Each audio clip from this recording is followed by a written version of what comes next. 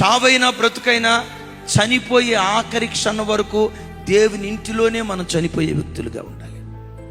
దైవజనులు ప్రెడిఫాల్ అన్న, నేను ఎక్కడో కర్నూలు వెళ్తూ ఉన్నప్పుడు భయంకరమైన యాక్సిడెంట్ అయిందట. వాళ్ళకి కాలు బస్సు వెనక టైర్ దగ్గరికి వెళ్ళి దరిదాపుగా ఈ చేల మండలం ప్రాంతం మాంసపు కండంతా బయటకు వచ్చేసిందట. మంచి దైవజనులు, చక్కటి సమర్పణ కలిగిన దైవజనులు. ఆ మధ్య ఒకరోజు ఆదివారం వర్తమానం ఇస్తా, సంఘంలో వర్తమానం ఇస్తా, ఏడుస్తా ఇలా అంటాడు. ఏమంటాడు తెలుసా? నేను ప్రతిరోజు ప్రభువుని అడుగుతా. ఏమడుగుతానో తెలుసా? హాస్పిటల్లో పోకూడదు, రోడ్ యాక్సిడెంట్లో పోకూడదు, ఏదో భయంకరమైన అపాయం జరిగి ఆ దైవజనుడు అన్నమాట కుక్క చావు చచ్చినట్లుగా నా ముగింపు ఉండకూడదు. ఒకవేళ నా బ్రతుకులో మరణం అనే రోజు ఒకటి వస్తే నా మరణం ఎలా ఉండాలో తెలుసా?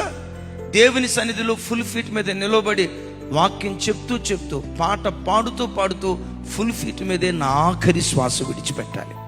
ఇలాంటి మరణాన్ని నేను కోరుకుంటా. ఏ రోడ్ యాక్సిడెంట్లోనో, బస్ యాక్సిడెంట్లోనో, రహదారుల మీద రక్తసిక్తమై నా ప్రాణం పోయే పరిస్థితి రాకూడదు. ఒకవేళ మరణం అనే దినం నాకు వస్తే ఫుల్ ఫీట్ మీద నిలబడి ఆరాధించేటప్పుడు నా ప్రాణాన్ని కోల్పోవాలి. క్రైస్తవులారా,